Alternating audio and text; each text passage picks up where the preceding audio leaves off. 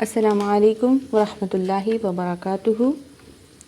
حدیث نمبر 27، بسم اللہ الرحمن الرحیم۔ ہمارے پیارے نبی صلی اللہ علیہ وآلہ وسلم نے فرمایا، ان الصدقۃ لتطفئ غضب الرب، بے شک صدقہ اللہ تعالیٰ کے غضب کو ٹھنڈا کرتا ہے۔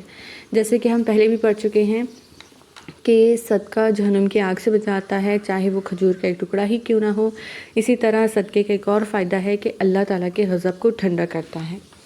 ان الصدقۃ، صاد کو اور قاف کو موٹا پڑھنا ہے، لتطفئ یہاں پہ تو کو موٹا پڑھنا ہے، تو ٹھیک ہے، تا باریک ہوگا، تو موٹا ہوگا، تو فی غضب، غین اور ضاد دونوں کو موٹا پڑھنا ہے، با کو را سے ملائیں گے، رب بھی، چاہیں تو آپ رب بھی پڑھ سکتے ہیں یہاں پہ، اور اسٹاپ نہ کرنا چاہیں تو رب بھی پڑھ سکتے ہیں۔